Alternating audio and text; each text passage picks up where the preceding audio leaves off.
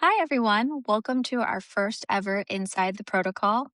I'm Susanna, VP of Operations here at Protocol. I'm a nurse by background and someone who genuinely believes that the future of medicine is proactive, not reactive. That's what we're building here at Protocol, a physician led longevity medicine practice currently in Boston and New York that helps people stay ahead of disease, not just treat it after it shows up. There's a lot of conversation right now about health data, biomarkers, and longevity. What we focus on at Protocol is translating that information into a clear plan and ongoing accountability through a clinical team that actually helps you implement meaningful change. And that's exactly what this conversation today is all about. We've brought together two brilliant minds in the longevity space. I'm excited to introduce Dr. Ajay Haryani. He's a board certified internal medicine physician with deep expertise in chronic disease, fitness, nutrition, and longevity. He serves as an assistant clinical professor of medicine at Mount Sinai and, leads a boutique concierge practice focused on personalized health plans that bridge traditional medicine care with preventative strategies and advanced diagnostics. His work emphasizes cardiometabolic health, weight management, emotional health, and optimizing health span. He's also a certified personal trainer, an avid cyclist, bringing a holistic, data driven perspective to patient care. We also have Dr. Gil Blander. He's an internationally recognized expert in aging biology and personalized health science. He earned his PhD in biology from the Weizmann Institute of Science and completed his postdoctoral research at MIT, focusing on mechanisms of aging and metabolic health. He is the founder of InsideTracker, a leading health span platform that integrates blood biomarkers, DNA analysis, and wearable data to provide personalized health insights. He also hosts the Longevity by Design podcast, where he explores cutting edge longevity research with top scientists and practitioners. So excited to have you here both with us today. And we're really excited to bring these two perspectives together, the science of biomarkers and the clinical reality of what actually matters when you're working with patients. So I'm going to kick it off with something really simple, which is the question, what are biomarkers, Dr. Blander? So first, hi everyone, and it's a pleasure to be here, and thank you so much for the invitation, Susanna. And biomarkers are actually measurable of biological signals that show how the body is functioning today and where is it heading. They are early indicator, not diagnosis, helping shift care from reactive to proactive. The most meaningful biomarker reflects system health, metabolic, inflammation, hormonal, cardiovascular, and functional, among others. No single biomarkers matter alone. Longevity depends on coordination across systems, so we need to look at many biomarkers together. A biomarker is only useful if its biology meaningful, uh, whether there are actionable intervention that we can assign to the user after looking at those biomarkers. And a biomarker can create a feedback loop to personalize intervention and extend health span. Great. And Dr. Ajay, what about in your world? What does a biomarker mean?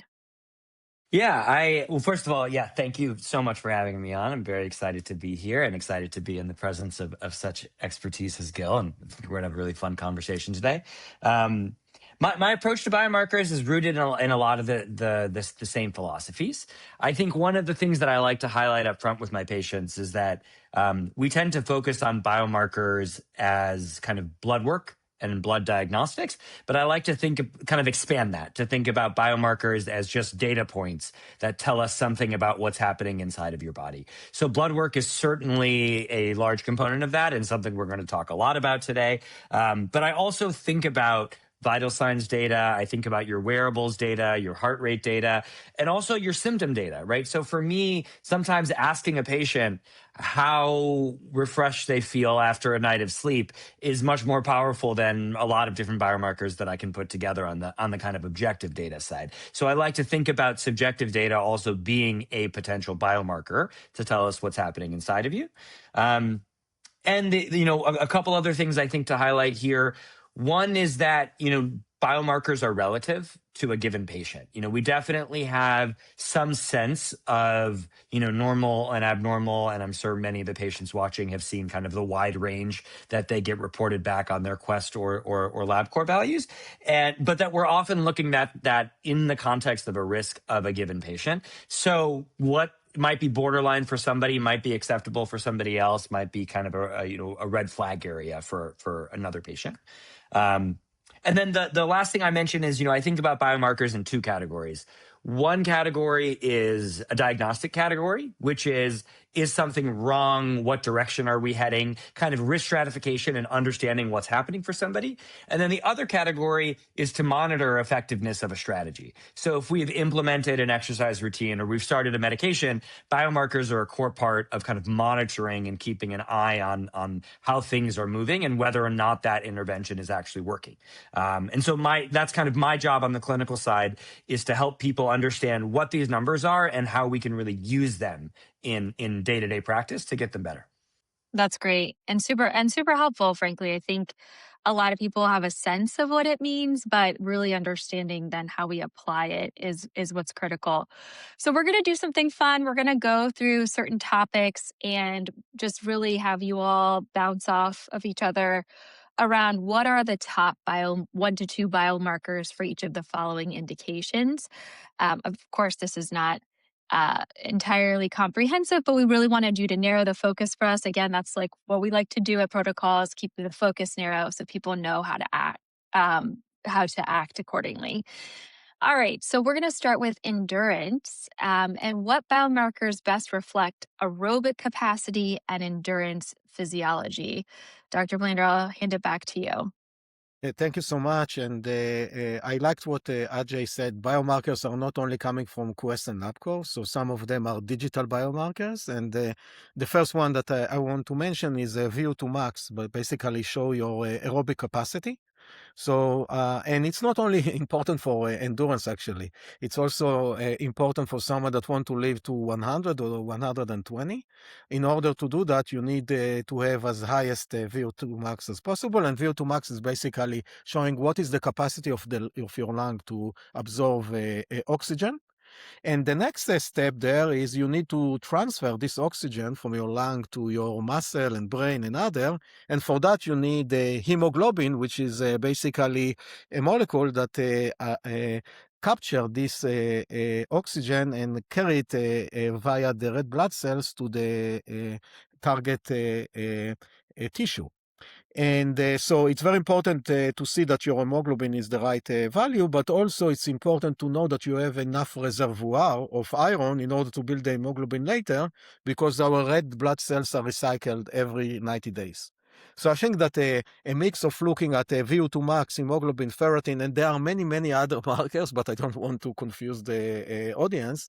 Those are the way to see how can we improve endurance, but also improve our behavior and our quality of life when we are getting older. Yeah, I agree on all of that, and I think just to spend a bit more time on VO2 max, it's when we're talking about longevity biomarkers, one of the things that I think comes up often is what's the evidence base behind that marker, and sometimes we have a robust evidence base, and sometimes the evidence base is new and growing, and we're using a lot of our frontline data with patients to inform this. VO2 max is one of the things that we have great data behind. It's kind of really high quality gold standard data telling us that it is a very, very strong predictor of living a long life and being able to do the things that you want to be doing, right? So not only living long, but being able to continue to into your older years, play with your kids, play the sports you enjoy, engage in life in that very meaningful way. And it's probably the best all encapsulating biomarker we have to tell you, your ability to do the things in the world that kind of get you happy and make you excited. The other biomarker I added here is zone 2 power output that I used. And one of the reasons for that is, VO2 max is, as I said, I think it's the best all encapsulating one and really gives us a good sense of what you're able to produce at your peak, which tells us, I think, a great summation of what's happening across all of your cardiorespiratory symptoms. But one of the reasons I like zone 2, and for folks who may not be familiar, zone 2 cardiovascular activity is essentially, lower intensity cardio activity that you could do pretty comfortably. You can be talking like I am, you won't be comfortable talking, but you're able to do it. Most people could do it on a bike ride or on a treadmill on an incline with some pace there. So you can think about it as kind of moderate intensity activity. That's where a lot of the adaptation happens on the level of the mitochondria, which are the kind of powerhouses of the cell. So I like to see where that is for people, because I also like to see how their muscles are, how efficiently they are at using oxygen. And it tells us tells me a lot about their kind of metabolic capacities as well. The other reason why I like to use it is that it's one of the metrics that we can use on a day-to-day basis, right? So VO2 max we can measure, over long intervals of time, and we can train towards it, but you only really want to measure it, every once in a while on the order of months. Whereas zone 2 power output, I can use both as a process metric and say, what are you training to today? And we can track it and use it to talk to patients about how their training is progressing on the order of weeks rather than just on the order of months. So I like that. Anytime I can make a biomarker actionable and really weave it into the day-to-day program of a patient, I think it makes it that much more powerful. So one quick housekeeping thing I should add, if you're in the audience and you have questions, please feel free to submit them. We're going to cover them at the end, but certainly as we go through these topics, feel free to submit them. So dovetailing the endurance side of things, want to really dig into fitness and stress levels. I feel like anyone who's done lab work recently, if this comes up, and the relevance of testosterone and stress hormone balance. This comes up all the time in conversations we have with our patients. So Dr. Blander, I'll hand it back to you around which biomarkers matter the most. Yeah, so first I want to say that testosterone is called the male hormone, but is also appear and very important for women. So women don't close your ears right now, because testosterone is important. And for males, testosterone is on average decrease 1 to 2% every year. But it's not something that it has to happen. There are a lot of ways that we can manage it. And I'm looking at myself and I'm seeing my testosterone is not dipping. I'm trying to keep it as high as possible. And there are a lot of trick in the sleeves that you can do it and keep your testosterone high. In other hand, you have the cortisol, which is the stress hormone that we are trying to keep low. At least most of the time, sometimes we need it, but try to keep the steady state level for it lower. And at InsideTracker, we developed actually more than a decade ago, actually a ratio between testosterone and cortisol. Because testosterone is a anabolic hormone, basically is building muscle, and cortisol is catabolic hormone, is breaking muscle. So if you look at the ratio, and maybe the ratio is even more important than the specific level of testosterone cortisol, and you try to see what is the ratio, I think that you get a lot of interesting information about testosterone, about basically the anabolic versus catabolic of your muscle. And another important protein for muscle damage is a protein called creatine kinase. That actually it's a protein that localizes in the muscle, but when you exercise, some of your muscle fiber break down and the creatine kinase going into the bloodstream. So having some creatine kinase in the bloodstream is great, but if people are exercise too much, it can go in, it can increase significantly, and this situation sometimes called rhabdo. And there you can have a very, very high level of creatine kinase that can make a signal that we have a panic event that we need to be very careful. I want to say that in the past, I worked with a NFL team, and suddenly we have seen that we did the routine testing, and we've seen that one of the player there had creatine kinase level in the tens of thousands, and immediately we reported it to the strength and condition coach of the team, and they decided to bench this person, and luckily haven't been injured. I don't know if he would be injured, but I think that showed the value of biomarkers. Again, as we discussed before, biomarker give you a lot of information, and the question is, how do you intervene about that biomarker? I don't think that is the subject of this webinar, so maybe in the future one we'll start talking about what are the interventions that you can do in order to improve testosterone and cortisol and CK and other. Good idea. Yeah. I'll pass it over to you, Dr. Ajay.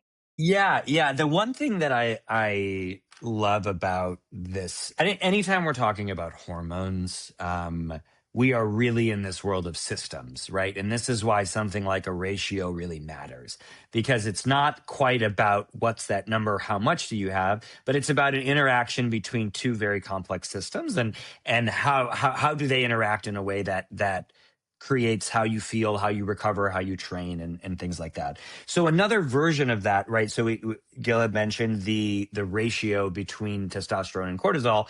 Is I like to look at cortisol actually throughout the day.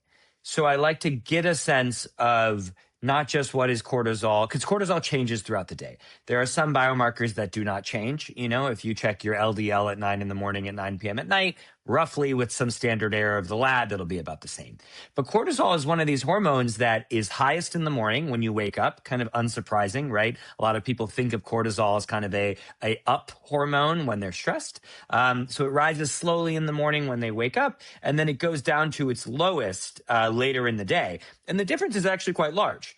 And so I like to actually be able to draw that curve out to understand how somebody's system is really working together. And I might see that somebody's waking up with a lot lower cortisol than they should be, or I might see that somebody has a huge gap. So they might be waking up fine by kind of crashing by the end of the day because they're burning through a lot of their reserves. So I take that curve. And then actually the second biomarker that I'm using as it comes to these systems is a lot of symptom assessment. So I'm talking to patients a lot about how they feel when they wake up in the morning. I'm talking, and I think one of the things that come up is a lot of kind of, at the end of the day, they feel wired but tired. So they feel kind of activated and they feel up, but they're exhausted and they're crashing at the exact same time. That can be one of the signs that we might have dysregulation in the cortisol axis. We're often talking about sleep a lot. We're talking about mental health symptoms of anxiety that kind of come up. And we're talking about energy balance often throughout the day. So this is one where and anytime I'm kind of interrogating a hormone axis, I'm really asking a number of symptom questions to really get my hands around how that's related to these different data points here. So for me, it's that curve and then kind of deepening it with some of the symptom biological data. Yeah. One comment, great point, Ajay. One comment for the audience, it's very hard to time the peak of the cortisol and other biomarker, but what I think that it's the best to do is try when you are doing a blood test to do it at the same time every time, and maybe at the same day of the week, because Monday maybe you had like an effect of the weekend parties or something like that. So if you're doing it on Monday, do it always on Monday. Do it at the same time, or more or less. Try to think about how did you exercise in the last few days, how much alcohol you drank. There is so much influence on the biomarker, so it's better to try to find a time of the day and the week to do the testing in order to remove a bit of the noise around it. Yeah, I want to highlight that. I think that's like true all the time and triple true when it comes to measuring hormones, that there's so many circumstantial factors that can affect them. And then I'll even add on, same lab is ideal, right? Instead of switching laboratories, and to make sure that your doctor is ordering the same type of test, because actually some labs will measure one hormone 3 different ways. Often they might do an immunoassay versus a mass spectrometry, and sometimes even a bit more sensitive versions. And those can vary quite differently and is almost apples to oranges in the comparison. So just, kind of a bit in the weeds there, but these can make meaningful differences at the end of the day. And these says in practice, I am actually looking up where people had these labs done and by what method they were measured to try to get a sense of how they look. Great tidbits. Switching gears slightly, let's dig into gut health and systemic inflammation, definitely becoming more a part of the public discourse. So, Dr. Blander, kick us Yeah, off. yeah. So here you have the gorilla in the room. In my opinion, it's HSCRP, high sensitivity C-reactive protein. And that's basically a marker that respond very well to inflammation, but also there are other markers like IL-6. I hear a lot of people asking about it, but it's increase fast, but decrease fast. So again, going back to the timing of the testing, with IL-6, you can basically miss the peak, while when you look at the HSCRP, it's more stable relatively. It will take him at least a day to go down, so it's easier to assess the situation. And I've seen for myself, I like to experiment again. So when I was sick, I went one day to test it, and I had a level of like 10, while in a normal time, I'm around 0.5. So basically, you can see the range. And what is also nice about HSCRP, because a lot of us as a healthy people feel good and all of that, but suddenly you see that your HSCRP is high, and then I recommend you to start investigation, try to find what you have, and maybe you just have some infection in your gums or infection in your gut that you didn't know about, but the HSCRP showed it. So then it's good to do some investigation and try to find the root cause of that, because inflammation is very bad for your current health, but also for longevity. So try to find the root cause as soon as possible. There are a few other markers like white blood cells, and there are a lot of different kind of white blood cells that actually allow you then to do the investigation, try to understand, is it a virus or is it this kind, based on the kind of cells that increase in this specific issue or condition. And last but not least, as we discussed before, cortisol is also a stress hormone, and it can also be increased when you have a gut health issue or systemic inflammation. Dr. Ajay? Yeah. I will plus one on the HSCRP. This is, I think it's, to put Gil's words another way, it's an extremely sensitive marker. It's not a very specific marker, and that it can pick up a lot of different types of inflammation happening throughout the body. It can pick up a really intense training day 24 hours before. It can pick up an infection that would go away in a few days. It can pick up an autoimmune disease like, lupus, Sjogren's, other ones. Or it can pick up, gut specific inflammation. But when you pair that with somebody's symptoms, like let's say they have gut health symptoms and you see that elevated HSCRP, it is one of the signs that I look to kind of dig a little bit deeper. So definitely agree with that.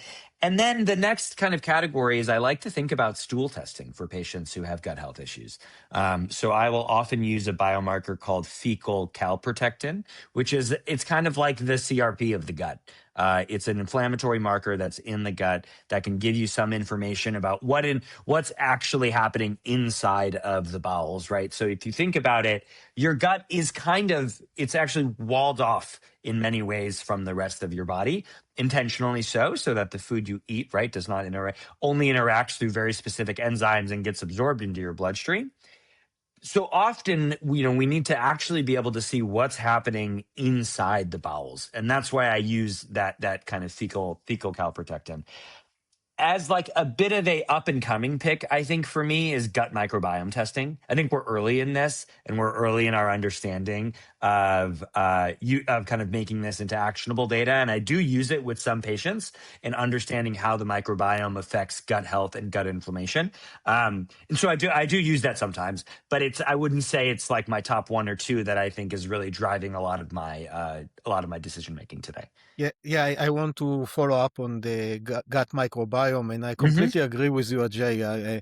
I'm looking at it every week and all the publication and all of that. The problem is that the composition of your bacteria in your gut, but we don't have enough data yet to have to receive some actionable intervention for that. So it's very good tool for research in the labs, I assume that in 5 or 10 years it will be more actionable, but today it's not actionable enough. So if you want to do it for fun, do it, but the value is not there yet.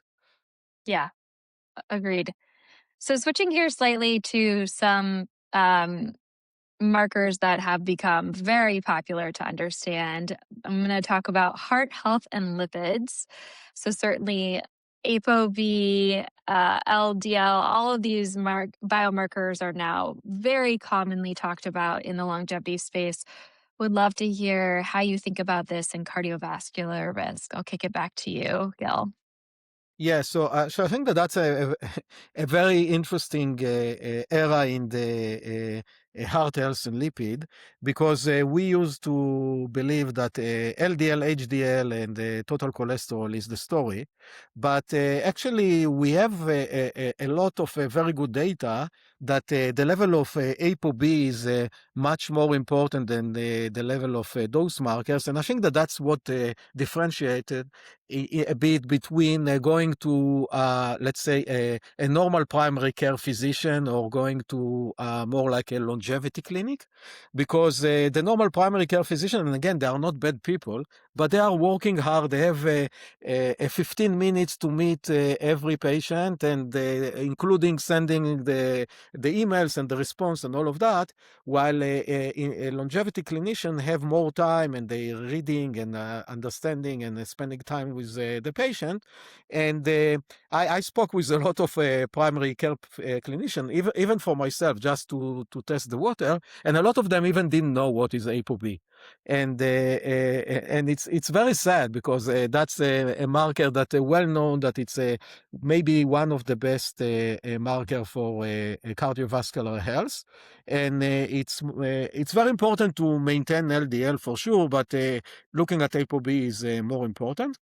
I think that also triglycerides are important, because they are looking more on the lipid that is circulating in your blood. So that's another thing that is important. And obviously there are a lot of other markers. I think that another interesting event that happened in the last, I would say, 10 years or so, is that HDL used to be very important, and we needed to keep it high enough. And today there is less and less evidence that that's something that we need to pay too much attention. Again, pay attention, but it's not the most important one. So that's my 30,000-foot view of the lipids and heart health.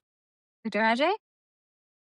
Yeah, I think this is the most common question I get, actually, on a day-to-day basis. It is for good reason, right? I think we know cardiovascular disease is the number one killer here, and it is very present in the lives of a lot of people. And we've done I trained at a traditional academic medical center, right? And we've done a bad job at really proactively managing cardiovascular risk. We've done a bad job of also telling people what their long-term cardiovascular risk is, right? Where our classic risk calculators were on the 10-year horizon. And, I think a lot of my patients and a lot of protocol members are thinking beyond 10 years, right? 10 years is very short in the context of a life and kind of what we're thinking about. So it's a very common question. My two kind of cardiovascular markers that I go to, ApoB is definitely there. And this is the reason I picked these two. I mean, everyone's going to get an LDL. So it's like, in that way, it's very easable.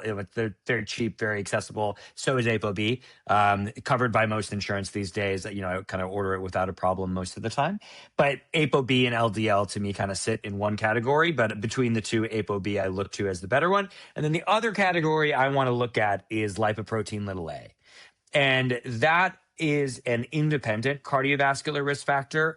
That one is a genetically determined risk factor that, does not affected by your diet or your exercise or really your lifestyle at all. It is a risk factor that is separate from kind of the ApoB LDL kind of paradigm.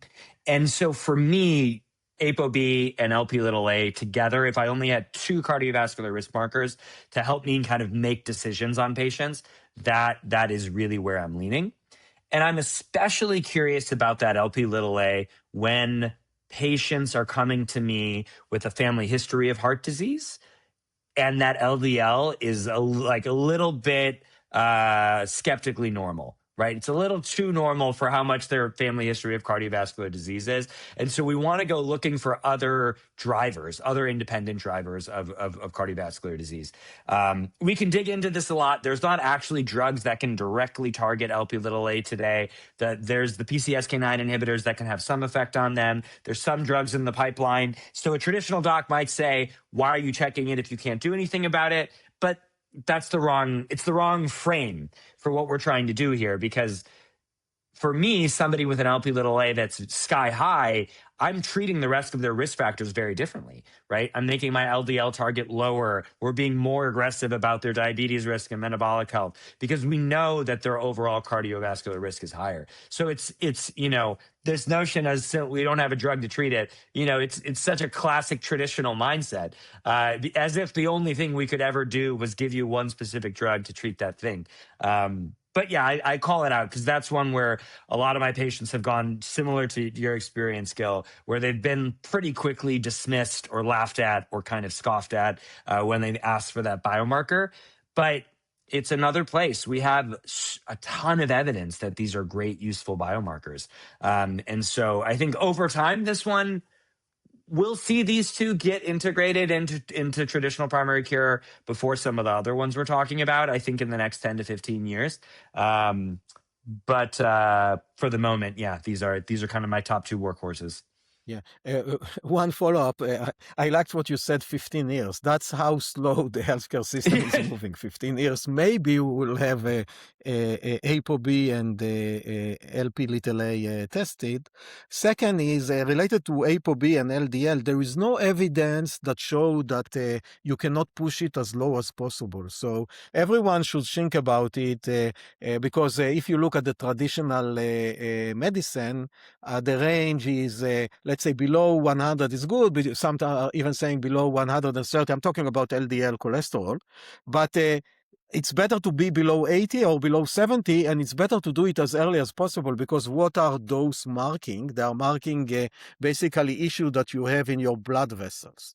And every time that you have higher level of ApoB or LDL, basically you have a better chance to have your blood cells, blood vessel narrower and narrower. And we want to prevent it. And again, I assume that if you are coming to this webinar, you want to live to 100 or 120. So we need those pipes for as long as possible. So my recommendation is when you're talking with your clinician, try to push it as lower as possible. Thank you both. I'm so glad you touched on these biomarkers the way you did, because these are often the conversations I'm hearing as well. So I think that was really helpful for everyone to understand. We're going to circle back to hormones again, this time really digging into female versus male hormone differences and needs, and what biomarkers matter most in that area. So Dr. Blander, I'll bring it back to you. Yeah, so first, there are a lot of hormones in our bodies, but if you look at sex hormones, for males, as we know, is mainly testosterone, and for women is estrogen and progesterone. Also, women have somehow, and I'm not sure that we understand why, the thyroid is a organ that somehow women have more issues with than males. And I couldn't find the real reason why. Ajay, you might know, but I couldn't find a great reason why. So another hormone called TSH is basically thyroid stimulating hormone. Is an hormone that I think that it's important for women to test. Now, another point that is important for us to understand is that there is a protein called SHBG, which is sex hormone binding globulin, which is the major carrier of those hormones, either testosterone or estrogen. And it's very important for us also to measure that and understand, because it's not only the testosterone itself for male, it's also what is the level of your free testosterone. And the free testosterone is basically the testosterone that is not bound to SHBG, which is the active testosterone that can go to the target tissues and activate the transcription of a lot of important genes. So I think that that's something that if you want to be sure that you are covering it, for male, they test for sure testosterone and SHBG. for female estrogen, TSH, and SHBG. I think that progesterone, it's much harder because it's more like the hormone that responsible for the specific time and of ovulation, while estrogen is also very important for women. And now if we're going to women, males are basically, in a way, is a one flywheel that go from 0 to hopefully 120, while for women, you have another flywheel that a change in a circle of around a month. So basically, for women, it's a bit more complex, but also women have a lot of different phases. So you have a premenopausal, basically you have the cycle, then some of you will or were pregnant, so that's a bit a different kind of flywheel, and then post-pregnancy, and then you have perimenopausal and postmenopausal, and estrogen, I would say it's very, very important for postmenopausal. And I'm not sure, Ajay, if you agree with me or not. We haven't discussed it, but I think that taking estrogen in the transition, in my opinion, is a very good tool to improve the quality of life of women. Even so that there was one paper a few decades ago that showed that it's increased cancer. Most likely that wasn't true. So that's my synthesis of a very, very complex subject in 2 minutes. Dr. Ajay, anything to comment there? Definitely, I think that before I dive into my two answers there, I fully endorse the idea of thinking very hard about the perimenopausal and menopausal transition. Another thing that we've very shamefully done a terrible job of in the traditional primary care system, and is something that deserves a ton of attention, both from a quality of life perspective and from a quantity of life perspective, and thinking about bone health, metabolic health, sexual health, right? These are core pillars of our life, and it really highlights the importance of kind of hormonal balance in all these different phases. The one thing I will add, so I agree on the male side testosterone, on the female side it is estradiol or estrogen. I also like to look at one hormone that is upstream of each of these. And so the way hormones work in our body is that you have hormones that come out of your brain first that then act on the specific sexual organs to release testosterone. So you have a hormone called LH that goes from your brain, that floats around and goes down to your testicles, that then creates testosterone, which then gets circulated throughout your body. And for women, a hormone called FSH, or follicle stimulating hormone, that then goes down to the ovaries, that then causes estradiol to be released. And because they work in a feedback loop together, checking the hormone that's one kind of step upstream, can also tell you where the problem might be. And so I do check that as well. So for example, for a patient that is in menopause, their estradiol level is going to be low, but that FSH level is going to be very high because the brain is pouring out a lot of that FSH, but it's the ovary there that's not able to produce estrogen because the ovarian function has declined over time. Now, that's a very different picture than somebody who isn't producing enough estrogen because something's happening in the brain. Right? If the brain isn't sending the right signal to the ovary, and that's the problem, it's a different framework, right? It's a different approach to that person's issue. On the testosterone side, I'll give you a very classic example of this. What we see is that for patients who have evidence of metabolic syndrome, let's say they have type 2 diabetes or they have insulin resistance, they have extra fat tissue on board, that can sometimes reduce the signal from the brain actually to the testes to produce testosterone, as opposed to kind of directly acting at the level of the testes. So all of that to say, these are all very complicated things. We have to take them in context of the larger picture. But I'm typically looking at those two pairs, testosterone, LH, and then estrogen and FSH.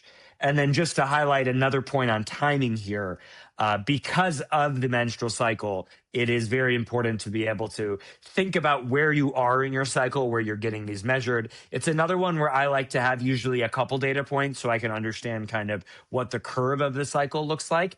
As a standard, most folks will test between days 2 to 4 of the cycle, as just kind of one place where we can get a snapshot where we think FSH should be at its lowest, and so we can kind of compare time to time. But as you know, every woman knows, even cycle to cycle can be quite different. Some people have irregular cycles, and sometimes you might be stressed out and your cycle might come late. So it's, you have to really be able to take all these into account when we're testing those lab markers. So illuminating. Thank you for that piece of education. And actually touching on metabolic health, which you mentioned earlier in your response, let's dig into that topic because certainly I think that's top of mind for everyone, even folks who consider themselves healthy or work out a lot. They want to better understand, what should I be concerned about? What metrics or biomarkers matter the most? So Dr. Blander, coming back to you around metabolic health. Yeah, so I think that the most important marker for that is hemoglobin A1C. And basically, it's a marker that we discussed hemoglobin earlier in the discussion. And hemoglobin is basically a molecule that is part of the red blood cells. And the blood cells, basically, we circle them every 90 days or so. So what we found that the hemoglobin is actually receives some attachment, and that's why it's called A1C, that basically it's reflect the level or the average level of the glucose over the last 90 days. So that's a very nice a marker to show you what happened in your body in the last 90 days. Because as we discussed before, glucose is very jumpy. It's you'll test it before meal or 1 hour after meal, and the level can be, I don't know, maybe 2 times different. But hemoglobin A1C is much more stable. So it show you basically, think about picture of your body, of the level of your glucose in the last 90 days. Then we have the glucose that, as I said, is jumpy. So usually what you do is you measure it after fasting in the morning. And again, going back to when to test and all of that. I can say for myself, I've seen that actually my glucose in the morning is pretty high. And I think, and I've seen it in a lot of other people, and Ajay, I'm wondering if you see it as well. I used to exercise in the morning. Every morning I wake up, and at 6 a.m. To 7 a.m. I'm exercising. And what I'm seeing that my actually my glucose is above 100 at that time. But when I use CGM, I've seen that later on it's going down. And actually, I've seen several other InsideTracker users have the same behavior. So again, A1C is important. So we discuss A1C, we discuss glucose, and I assume that as a physician, Ajay, you will discuss CGM. So we'll add another marker to the porridge, and that's insulin. And insulin is basically the hormone that our pancreas release in order for our target tissues like muscle and brain and other to absorb the glucose. Glucose cannot get into the cells without insulin. And that's why people with diabetes, the problem that they have is insulin. That's why they inject insulin. So basically, if your insulin is pretty high for long, it's mean that maybe you have a stress. It's actually get a stress on the beta cells in the pancreas, and that's an early signs also for becoming pre-diabetic or diabetic. So if you ask me, and again, I'm not clinician, so I'm very eager to hear what Ajay is saying, I will look at A1C, glucose, and insulin. Ajay? Yeah, there's so many amazing metabolic health markers that we have today. And so because I agree with everything that Gil said, and I'm going to say 2 other ones. My initial one was going to be, I agree on A1C, but A1C is too easy. So we're just going to throw it out and say everybody gets an A1C. It's fine. First I'm going to talk about the CGM curves. I've now, for the 4th time in the last 44 minutes, have used the word curve. And there's the reason for that is that it's another thing where these snapshots in time are just not enough data to make decisions off of. And so more and more now, every single one of my patients, we use multiple CGMs to get this data. One quick comment before I jump in on the exercising. This is a true phenomenon, and many patients will experience it. Basically, as you're exercising, your body will release more glucose into the bloodstream for you so that you can use it while you're exercising. So you have glucose that you eat, but also there's a bunch of glucose actually stored in your liver, which is why you could actually go a day without eating and your body will find its way. It'll regulate because it'll start to release some of that stored glucose out into the bloodstream. So when you do exercise, you will often kind of, ironically, because many people think exercise should be healthy for me and why is my glucose going up, but temporarily you'll see a spike because you'll mobilize some of that glucose, but then you'll see over the next 24 to 48 hours you'll actually have a more steady lower glucose because of that exercise that you did. So the benefit is very much there. But yeah, part one, continuous glucose monitors, because then we get to see the fasting glucose every day. I could look at your glucose level, Gil, 5 minutes before you started exercising then. And I could be able to really get an understanding of day to day, what does that look like? But it also gives me something very important, which is actually stress testing the system, which is eating a meal. And you actually get to watch when somebody then takes a glucose load, how does their body manage it? And that's the other half of the story, which is, are you going to have a big spike and then a big crash and then come back up? Or are you going to have a healthier curve that's a very slow up and then a very slow down, which shows a much more regulated system on how your insulin and glucose are managed together. And so it's a bit of a cheat answer because it's 1 million data points, right? It's 1,000 data points over a couple of weeks. But it's $50 to put one on, and the amount of data I think we get is so rich. The other point to add there is that we're learning more and more that actually individuals have different responses to different types of foods. So for some person, white rice may actually cause a much bigger spike than a small bowl of ice cream will. And I have seen this in practice with multiple people where the notion of kind of glucotypes is emerging more and more. So really being able to understand that on the level of the individual human is very important. The other biomarker I'm going to call out is the amount of visceral adipose tissue you have. And the reason I'm highlighting this one here is because it's a sneaky one that you cannot otherwise get without getting a DEXA scan for body composition. Somebody could look very fit. They could even have a relatively low body fat percentage. And you may not actually know that you have this fat tissue that is around your organs. So it's not on the outside of your body. It's not the fat tissue that's covering your abs. It's not the fat tissue in other parts of your body.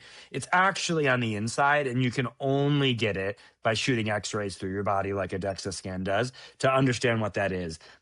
And I call it out because there's a lot of patients I've had who you wouldn't guess. You wouldn't say that this person's at risk for metabolic syndrome or type 2 diabetes in the future, but they come back with quite a bit of that visceral adipose tissue. So that's kind of my number two one that I think is important for everyone to get. Yeah. One comment about the CGM. So I think that it's important for the audience to know that CGM is continuous glucose monitoring, but now the companies that develop it coming with more and more. So in the future, in the near future, in my opinion, you will have a CGM for triglyceride and for keto bodies and maybe for cortisol. And I'm talking with a lot of companies like that. So in the near future, suddenly we'll have a panel of a few different markers that we will see every 5 minutes the level of those markers, and that will actually open our eyes as the CGM did for glucose, and we'll start to understand what really happening in our body, and not a snapshot as Ajay said before, but a full picture of our body. Very exciting. And frankly, one of the reasons why we just recently started incorporating the CGM into our protocol here at Protocol to help people then put into action what they're learning from those trends and actually work with our registered dietitian to put that into action. I'm going to jump to a question around longevity indicators because I do want to make sure that if anyone has a question, we get to it. Feel free to add them to the questions. But for longevity indicators, we've talked a lot about various different biomarkers, but what about functional markers of health span? This is obviously something now that's, again, more part of the discourse out there. So would love to hear your thoughts on this, and I'll kick it back to you, Dr. Blander. Yeah, so I see 6 different variables that we see again and again that today are important for longevity. So basically movement, and let me explain what is movement. Most of us are sitting like what I'm doing right now next to our computer from 9 a.m. to 5 p.m. and not moving. And that's not good. So movement is move between during that time. Take the last 5 minutes of the hour, go to the loo or go and drink water or walk a bit or take a call with your earpod, but try to move during the day. It's very important. Then we have the aerobic exercise, and then we have the strength exercise, which are also very important. I think that we discussed pre-recording about basically have a social events. Social events are super, super important, and especially today with Zoom and all of that, and a lot of us are working from home. It's not the same to see Ajay on the screen or Susanna. It's much better at least once a week to try and meet Ajay face to face. Okay, so try to have, and I think that what the science is saying, you need to do like 2 to 3 events like that a week with meeting one-on-one, and maybe one event like that, having more bigger social event with a few people. Then we spoke about, or we were planning to talk about sleep. Sleep is super, super important. And we need to optimize our sleep, because sleep is the time that we are basically regenerating our brain and our muscles and all of that. And it's important also to sleep. A lot of data show that it's important to go to sleep at the same time, and don't have a social jet lag, that one day you go to sleep at 10 p.m. and one day at 2 a.m. Try to do it as steady as possible. And people that working on shift, I'm really sorry about you, but try to find a different job. Maybe it's tough, but shift worker, it's really tough for you guys. So I think that those are the things that you can do today. And by the way, if you look at the effect of that, if you combine all of it together, and let's take someone that do everything wrong and someone that doing everything right, it can be up to 20 years. So if you don't sleep well and you don't exercise and you don't move during your work time, and you don't lift weight, and you don't have a social and so on and so forth, and maybe you smoke, then you might, the effect is up to 20 years. So it's a very big effect. Think about it, that the average American now live around 80 years. So it's around 25% of your, the thing that you can influence are up to 25% of your lifespan. That's a lot. For sure. Dr. Ajay? Yeah. I spend a lot of time with my patients talking about sleep, and I think it's extremely important. This is one where and I think that actually it sounds like me and Gil are on the same page here, where when we're really thinking about kind of long-term longevity, that we are thinking about kind of composite markers, but also for me in these moments, I like to think about pretty low-tech kind of markers as to functionally, number one, how are you functioning in the world on a basic perspective, right? We're talking about kind of basic needs of movement, social, etc. And two, the other one I'm going to talk about is the relationship to one's health, that I think is very predictive of one's longevity. So on the functional side, one of my favorite tests is what's called a timed up and go. And all it takes is a chair and a stopwatch. And all I do is I have my patients stand up from a chair, walk 10 feet, turn, pivot around, walk back, and sit down. And I see how long it takes them, and I watch them. I watch how they're walking. I watch their balance. I watch, how comfortable they are, how nervous they are. I'm looking at, what shoes they're wearing and seeing how that's affecting how they're walking. And we're really looking for it's a great composite score of, can you get around the world safely? And so I think there's something very important about some foundational markers like that, which is why I included this one here. And the second one is this notion of the relationship to one's health. And sometimes I may ask a patient a question like, how much of your health do you feel in charge of?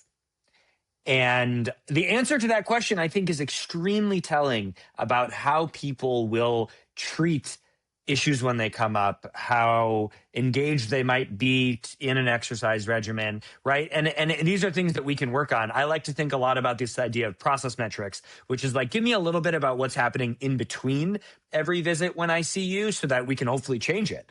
And if you don't feel empowered to take control of your health, then it just makes it so much less likely that all of the other million things that need to fall in place to live a long, healthy life are going to happen. So I use that as a bit of a litmus test up front, and then we figure out how to improve that if it's not in great shape. Well, as a nurse, the time up and go I love. I mean, we may not have formally called that, but in our education, it's very strongly emphasized, right? We're taking in and watching all of those signals around how someone functions. So I think that's great and really practical too for someone maybe who's, in a sandwich generation or as older parents, looking to see and assess their risk for things. Time up and go is easy, right? You don't need necessarily a medical degree to do that. Thank you. You've both talked about context being critical, that a number without interpretation can create a lot of anxiety instead of insight. What does good biomarker interpretation actually look like in practice? Both of you are in the business of this. And so, what should someone evaluate when they're getting that? Gil, I'll turn it over to you first. Yeah, sure. So I think that that's the $1 million questions, because there are today a lot of companies that are coming saying, hey, we'll test 100 biomarker, 120 biomarker. But then when you receive it, you receive basically a PDF with 60 pages. And then you see ALT, GGT, SHBG, and most of us don't understand even what does it mean. So I think that the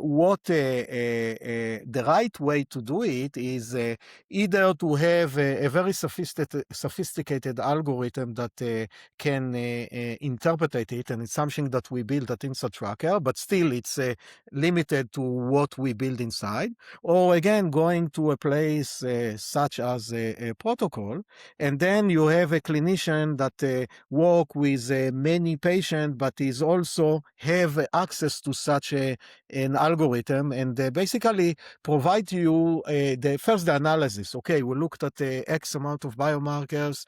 Now we are looking at you as a system way. We build a digital twin of your body.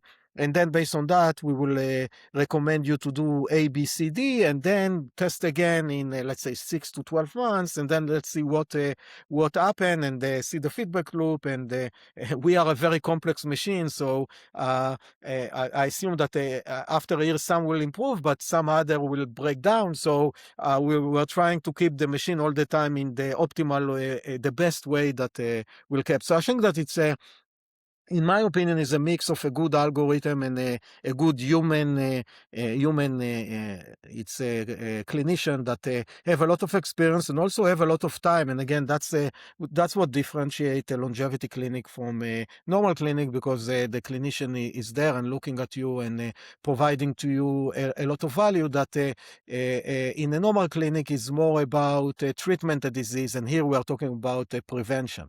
So let's look at the issue that you have that is still small. Let's say your glucose is 90. You'll go to a normal clinician and say, oh, it's 90, it's great.